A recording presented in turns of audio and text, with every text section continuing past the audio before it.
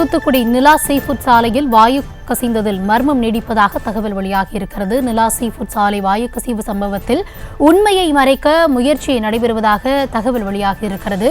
வாயு கசிவு ஏற்பட்டு அதனால் 30 பேர் பாதிக்கப்படக்கூடிய நிலையில் அரசு அதிகாரிகள் மெத்தனம் என புகாரானது எழுந்திருக்கிறது. அது குறித்த அண்மை செய்தியை நாம் தற்பொழுது பார்த்து வருகிறோம்.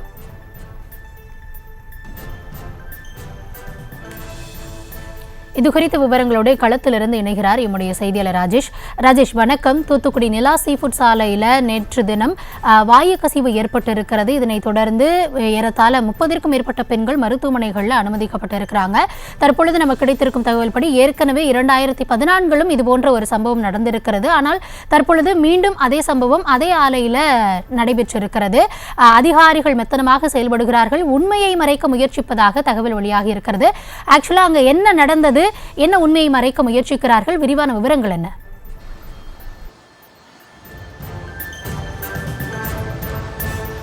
கௌதமி, தற்போது நாம் அந்த நிலா சீஃபுட்ஸ் என்று சொல்லக்கூடிய நிறுவனத்தின் அருகில் இருக்கிறோம். அதாவது தூத்துக்குடி மாவட்டத்தில் இருக்கக்கூடிய புதூர் பாண்டியாபுரம் அந்த பகுதியிலே அந்த நிறுவனத்தின் வாசலில் தான் தற்போது நாம் நின்று கொண்டிருக்கிறோம். இந்த இடத்தில் 500க்கும் மேற்பட்டோர் நேற்று முன்தினம் பணியாற்றி கொண்டிருக்கிறார்கள்.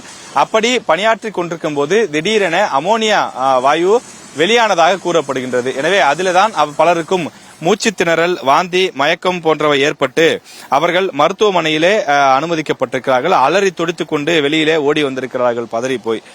உடனடியாக மருத்துவமனைக்கு தகவல் குறிக்கப்பட்டு அந்த ஆம்புலன்ஸ் மூலமாக அவர்கள் கொண்டு சென்று மருத்துவமனைகளே அனுமதிக்கப்பட்டிருக்கிறார்கள். இந்த விவகாரத்தில் தொடர்ந்து உண்மை வெளிவராமல் மர்மம் நீடிப்பதாகவே இந்த சுற்றுவட்டார பகுதியில் இருக்கக்கூடியவர்களும் இங்கே பணியாற்றக்கூடிய சில ஊழியர்களும் தெரிவிக்கிறார்கள். அதாவது அவர்களுடைய கோரிக்கை என்பது என்னவென்றால், அமோனியா வாயு வெளியானதாக கூறப்படும் நிலையில் அது குறித்த உண்மையை விளக்காமல் தொடர்ந்து மின்கசிவின் காரணமாகத்தான் புகை வந்தது என்று திரும்ப திரும்ப அதே விஷயத்தை தான் குறிப்பிடுகிறார்கள். மின்கசிவின் காரணமாக புகை எப்படி வரும்? அப்படியே புகை வந்தாலும் கூட அது லேசாக இருக்குமே தவிர கண்ணெரிச்சல், மயக்கம் போன்ற பெரிய நிலைகளுக்கு கொண்டு செல்லாது என்பதுதான் இருக்கக்கூடிய ஒரு கோரிக்கையாக இருக்கின்றது. எனவே இந்த விவகாரத்தில் நடந்தது என்ன என்பது குறித்து ஒரு முழுமையான விசாரணை நடத்தப்பட வேண்டும் என்று தெரிய வருகின்றது. இந்த விவகாரத்தை பொறுத்தவரையில் ஐயா, இப்ப நீங்க உள்ள இங்க வேலை செய்றீங்களா? இல்ல, நேற்றே முடிஞ்சு போச்சு சார். நீங்க இன்னும் பலாடி இது பண்ணிட்டீங்க சார். இப்ப இதுல பாத்தீங்கன்னா அமோனியா கேஸ் வெளியே வந்திருக்குன்னு சொல்லி சொல்றாங்க. கொடுங்க சார், வாங்க. சும்மா நீங்க தான் வெளியே வந்தீங்க, நீங்களா வெளியில வந்தீங்க, என்னங்கறது உண்மை நீங்க சொன்னீங்க நல்லா இருக்கும். என்ன நடந்தது சார்?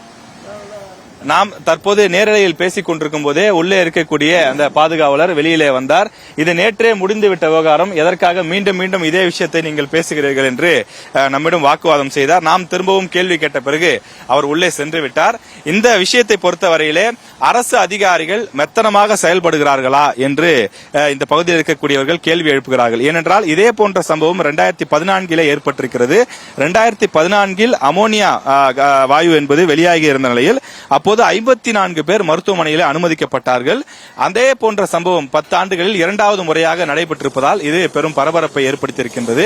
உண்மையில் அமோனியா வாயுதான் வெளியானதா அல்லது இவர்கள் குறிப்பிடுவது போல மின்கசிவின் காரணமாகத்தான் இந்த பிரச்சனை நடைபெற்றதா என்பதை விளக்க வேண்டும். காரணம், ஒவ்வொரு அறையிலும் சிசிடிவி இருக்கின்றது.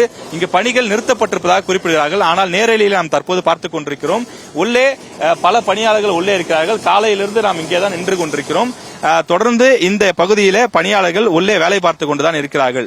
மாவட்ட நிர்வாகமும் இங்கே இருக்கக்கூடிய இந்த நிறுவனத்தினுடைய அதிகாரிகளும் குறிப்பிடுவது என்னவென்றால், நாங்கள் இந்த சம்பவம் வெள்ளிக்கிழமை இரவு நடைபெற்ற உடனேயே இந்த பணிகளை நாங்கள் முழுமையாக நிறுத்திவிட்டோம்.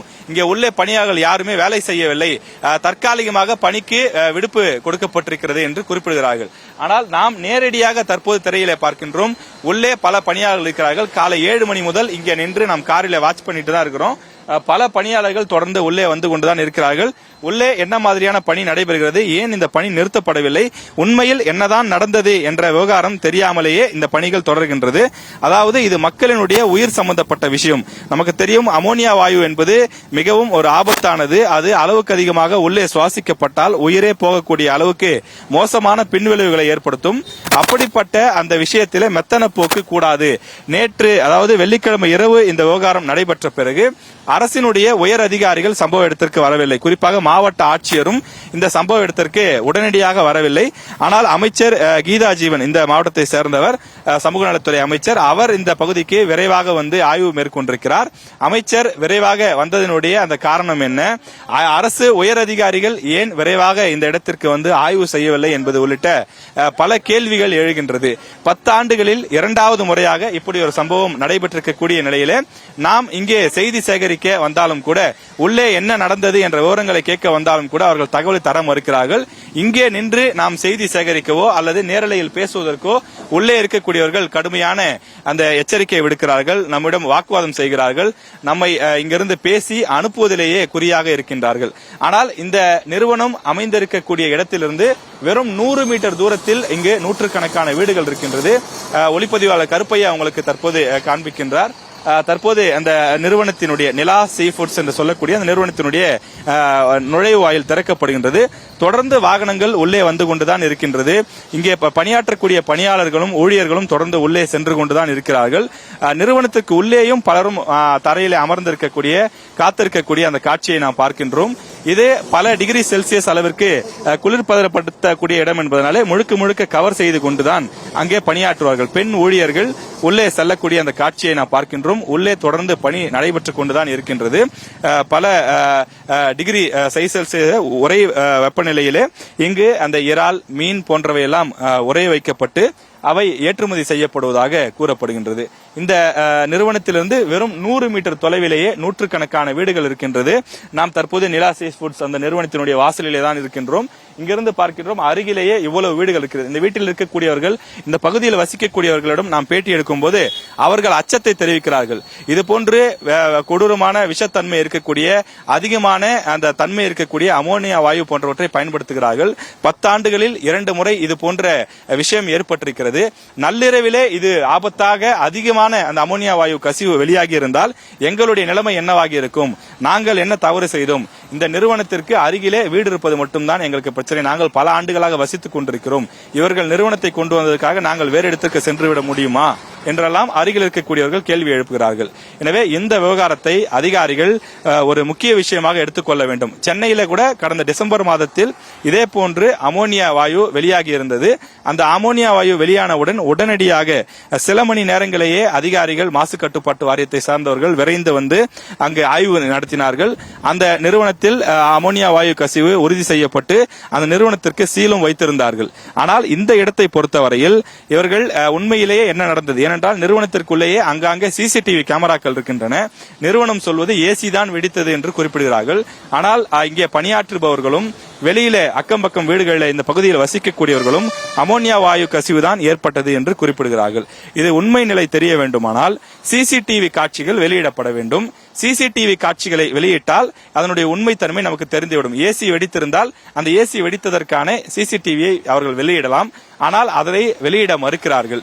இந்த நிறுவனத்தை பொறுத்தவரையிலே மீன் மற்றும் இறால் போன்றவற்றை இந்த தூத்துக்குடி மாவட்டத்தில் மட்டுமில்லாமல் சுற்றுவட்டார பகுதிகளில் பல மாவட்டங்களிலிருந்தும் அவர்கள் பண்ணைகளிலிருந்தும் இறால் பண்ணைகள் போன்றவற்றையெல்லாம் அந்த இறால்களை வாங்கி கொண்டு வந்து அவற்றை பதப்படுத்தி அந்த தோல் போன்றவற்றையெல்லாம் உரித்தெடுத்து அதை குளிரூட்டி அவற்றை வெளிநாடுகளுக்கு, இங்கிருந்து பல்வேறு நாடுகளுக்கு ஏற்றுமதி செய்வதாக குறிப்பிடுகிறார்கள். 20 ஆண்டுகளுக்கும் மேலாக இந்த நிறுவனம் இயங்கி வருவதாகவும் இதுபோன்று சில விஷயங்கள் அடிக்கடி ஏற்படக்கூடிய காரணத்தால் தமிழக அரசினுடைய அந்த துறை சார்ந்த அதிகாரிகள் உரிய முக்கியத்துவம் கொடுத்து இந்த நிறுவனத்தில் உண்மையில் என்னதான் நடக்கின்றது, நடைபெற்றது அமோனியா வாயுவா அல்லது மின்கசிவா என்பதை முழுமையாக விசாரணை செய்து உண்மையான அறிக்கையை தாக்கல் செய்ய வேண்டும், பொதுமக்களுக்கு இதனை விளக்க வேண்டும் என்றும் இப்பகுதி மக்கள் கோரிக்கை விடுக்கின்றார்கள். தொடர்ந்து இந்த விஷயத்தில் மௌனம் காப்பதும் மர்மம் நீடிப்பதும் ஏற்றுக்கொள்ள முடியாது என்று குறிப்பிடுகிறார்கள். காரணம், 30 பேர் மருத்துவமனையில அனுமதிக்கப்பட்டிருக்கிறார்கள். ஒரு தீயணைப்பு வீரர் வந்து இங்கே தீயணைப்பு பணிகளில் ஈடுபட்டிருக்கிறார். அந்த பணி முடிவதற்குள்ளாக அவருக்கு மயக்கம் ஏற்பட்டு அவர் மருத்துவமனையில் அனுமதிக்கப்பட்டிருக்கிறார். அப்படியானால் ஒரு சாதாரண மின்கசிவின் காரணமாக லேசாக ஒயர் எரிந்தால், நமக்கு கூட வீட்டில் பாத்தீங்கன்னா ஒயர் எரியும், திடீர்னு ஷார்ட் சர்க்கியூட் ஆகும், அப்ப லேசா புகை வரும், அவ்வளவுதான். அது தலை சுற்றல், மயக்கம் உள்ளிட்ட பெரிய அளவுக்கெல்லாம் கொண்டு செல்லாது. இத்தனைக்கும் தீயணைப்பு வீரர்கள் கடுமையான பாதுகாப்பு பாதுகாப்பு உபகரணங்களோடு வரக்கூடியவர்கள், இதிலே முன் அனுபவம் இருக்கக்கூடியவர்கள், அவர்களுக்கே பின்விளைவுகள் ஏற்படுகிறது என்று சொன்னால் அப்ப உண்மையிலே மின்கசிவு தான் ஏற்பட்டதா அல்லது ஊழியர்கள் குறிப்பிடுவது போல அமோனியா வாயு கசிவு ஏற்பட்டதா என்பதை நன்றாக ஆய்வு செய்ய வேண்டும். இந்த விஷயத்தின் மர்மத்திற்கு பின்னால் சில அமைச்சர்களும் இதனை உடந்தையாக இருந்து இதனை மூடி மறைப்பதாகவும் முழுமையான விசாரணை நடைபெறாமல் தடுப்பதாகவும் குற்றச்சாட்டுகள் முன்வைக்கப்படுகிறது. இதில் எது உண்மை, நடந்தது என்ன என்பதை விரிவாக விசாரணை நடத்தி விளக்கம் கொடுக்க வேண்டும் என்பதுதான் இதில் இருக்கக்கூடிய ஊழியர்கள் மற்றும் அக்கம் பக்கம் வீடுகள் வசிக்கக்கூடிய இந்த பகுதி மக்களுடைய கோரிக்கையாகவும் இருக்கிறது. கண்டிப்பாக ராஜேஷ், நிகழ்ந்தது இந்த வாயு கசிவு குறித்தான இந்த விஷயத்துல கண்டிப்பாக உண்மை அறியப்பட வேண்டும், சமரசமின்றி இந்த ஆலோசனையானது மேற்கொள்ளப்பட வேண்டும், ஆய்வு நடத்தப்பட வேண்டும் என்பது அப்பகுதி மக்களின் கோரிக்கையாக இருக்கிறது. களத்திலிருந்து விரிவான விவரங்களை வழங்கியமைக்கும் நன்றி ராஜேஷ். செய்திகளை உடனுக்குடனும் துல்லியமாகவும் தெரிந்து கொள்ள சப்ஸ்கிரைப் பண்ணுங்க.